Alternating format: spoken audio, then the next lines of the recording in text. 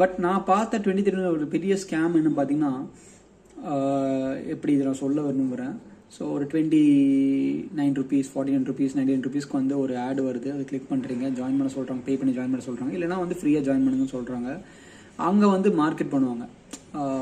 ஐ ticket selling, closing scale, closing deal, sales, இந்த மாதிரி வந்து பிச் பண்ணுறாங்க.